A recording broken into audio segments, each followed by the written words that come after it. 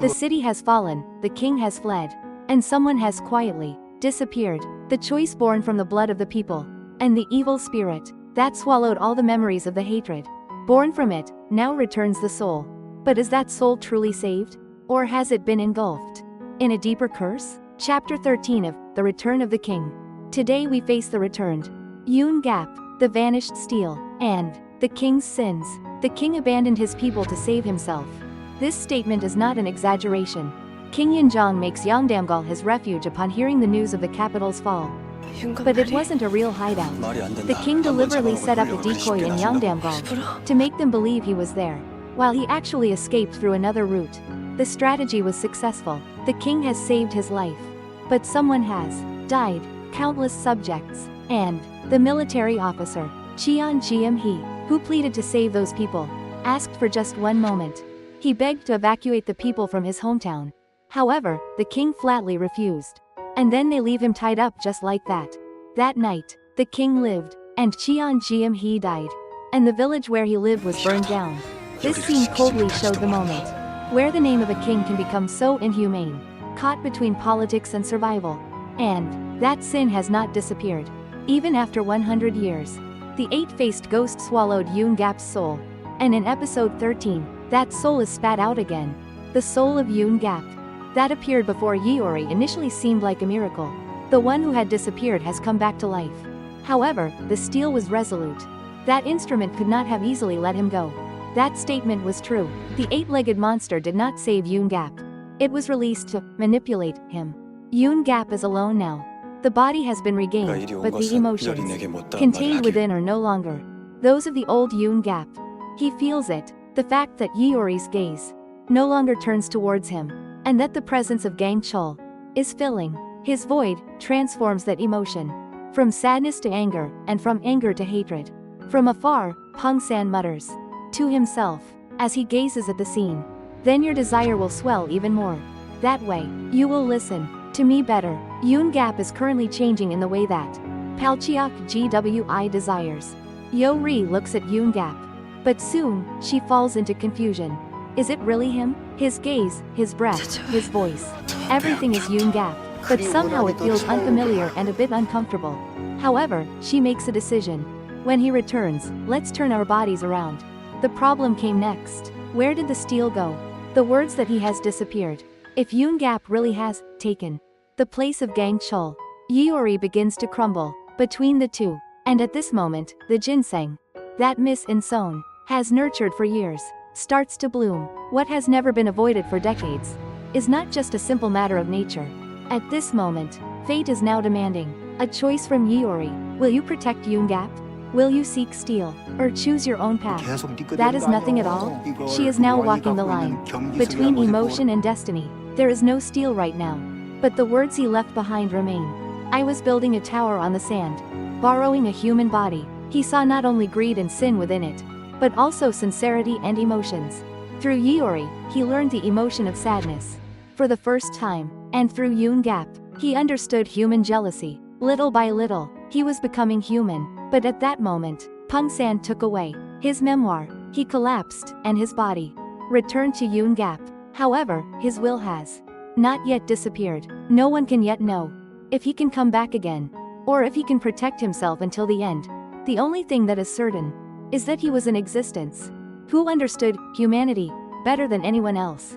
Episode 13 of Wigging felt like an emotional earthquake created by a return. The king's silence remained a sin even after 100 years. Yoon Gap's return sparked new conflicts. Yeori wavered in the face of choice, and Gang Chul was remembered as the most human-like being in the place he vanished from. And the Palchukwi is still moving. Chang'eun-hee, it's not just one grudge, but the anger of hundreds. Thousands is now waiting for the final ritual. 10 days later, on the exact 100th anniversary of the Palchukwi's death, will all the grudges finally be resolved?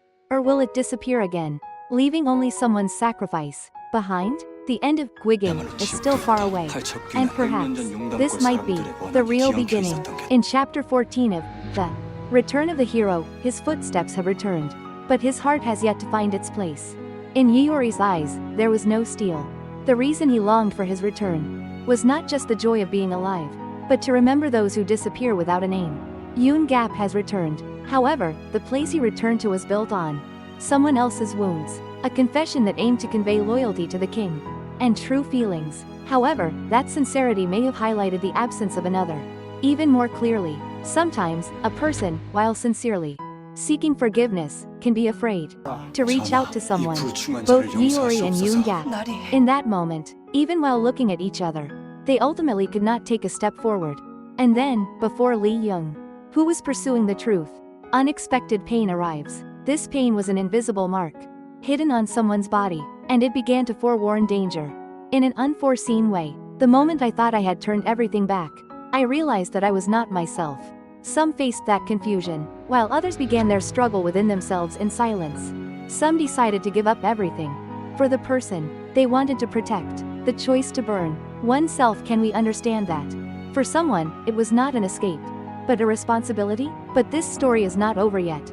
The traces of the one who had disappeared still remained, and someone was watching the unfinished story, trapped within it. What is the truth? And who holds sincerity? The emotions surrounding Gang Chul and Yoon Gap, Yeori and Wang had reached a depth that could no longer be divided into good and evil. With every step taken, some run away, while others return. However, no one can be certain of the ending of this story. And, in the end, another fire ignites in that place, where everything converges. Someone has left, and another person is being consumed by the black shadow. Even at this moment, Guiging asks, what awaits at the end of that choice? Can a person really remain a person until the very end? If someone from your memories comes to mind right now, how about giving them a call? A small voice might be able to hold on to someone's today. In that way, Guiging brings out another page of sincerity. At the moment of falling, a small ash escapes from my ear, and Yoon Gap's soul bounces out of his body. Now, Yoon Gap will literally become a being that departs. Yo Rin chases after him. I must protect even his soul with this one thought. Yoon Gap confesses, in the frustration of having lost everything, I unknowingly harbored the heart of a demon. Guilt weighed him down, and steel does not blame him. The last hand that was extended was yours. This statement of steel was a warm belief that proved Yoon Gap still had a human heart. However, Yoon Gap makes his own judgments.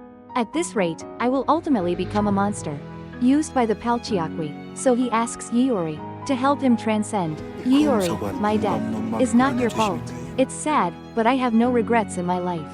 With these words, Yoon Gap leaves, and the plans of Palchiakwi and Pungsan will be disrupted once again. But Pungsan makes a decision to definitely eliminate the variable called Jongbasuk. Yuri silently looks at the empty body of Yoon Gap and leaves that place with Gang Chul. And Steel says to Yeori, if I say, let's give it all up and run away together, will you do that for me? His words sounded like a joke, but his heart was sincere. But Yeori says, I have to end this grudge. So, Gang Chul quietly puts the flower of the wildflower in his mouth. If there is ever a time when Yeori is in danger, the Chandojai will begin, so that she can be protected. The final ritual to end everything.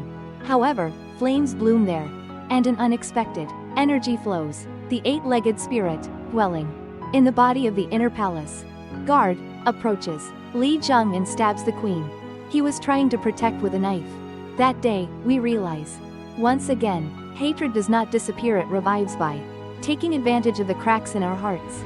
In Chapter 14 of The Palace of Spirits, the courage of those who leave, and the resolve of those who remain intertwine, as they head towards the final chapter of fate.